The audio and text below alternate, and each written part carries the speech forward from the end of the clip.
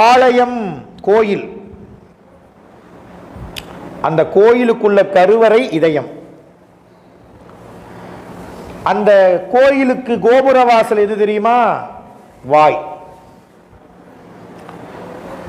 அந்த கருவறையில் இருக்கக்கூடிய மூலமூர்த்தி சிவன், சிவலிங்கம். அந்த ஆன்மாவே கருவறைக்குள்ள மூலமூர்த்தியாக இருத்தி உடம்பென்ற ஆலயத்தில் சீவனாகிய சிவலிங்கத்தை பூசை செய்பவர்கள். அப்படி பூசை செய்பவர்களுக்கு இயல்பாகவே மயக்கத்தை தரக்கூடிய புலன், அதனால கள்ளப்புலன். ஏங்க ஞானின்னு சொல்லிட்டாரு, இங்க ஏன் கள்ளப்புலன்னு சொல்றாருன்னா, இந்த புலன்களுக்கு இயல்பு மயக்கத்தை செய்யும். அதனால மயக்கத்தை இயல்பாகவே செய்து கொண்டிருக்கக்கூடிய புலன்கள் ஐந்தும் ஞானியர்களுக்கு ஞான பூசையில் கருவறையில் ஏற்றிய விளக்கு போல கதிர் ஒளி வீசும். கண், காது, மூக்கு, நாக்கு, உடம்பு, அஞ்சு புலனும் கருவறை இதயத்தில் மூலஸ்தானத்தில் மூலமூர்த்திக்கு ஏற்றிய விளக்கு போல அஞ்சு புலனும் ஒளிரும் அப்படிங்கிறதா இந்த பாட்டு. இப்போ நாம் எல்லாருக்கும் பொதுவானது சிவலிங்க வழிபாடு. நாம் வழிபாடு பண்ணுறோம்ல, விசேட தீக்கை வாங்கி சிவபூசை வாங்கினா நம்ம என்ன திருமேனி வச்சு வழிபாடு பண்ணுறோம்?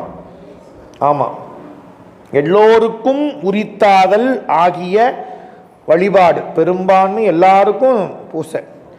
ஆனால் இங்கே சொல்வது ஞான பூசை என்பதை நாம் உணர்ந்து கொள்ளணும். நீங்கள் திருமூலரே சொல்லிட்டாருங்க, உள்ளம் பெருங்கோயில் ஊனுடம்பு. அப்போ நான் கோயிலுக்கு போகணுங்கிறதே இல்லைங்க, நான் வீட்டிலே உட்காந்து என் உடம்பே கோயிலுங்க, என் உடம்பே ஆலயங்க அப்படின்னு நாம் சொல்லலாமா? அப்படி அனுபவித்து ஞான பூசை செய்த எந்த ஞானியும் என் உடம்பு கோயில்னு சொல்லல. திருமூலர் சொல்றாரு, ஞான சம்பந்தர் வந்தாரு, நான் ஞானின்னு சொன்னாரா எங்கேயாவது? திருநாவுக்கரசர் வந்தார் சொன்னாரா?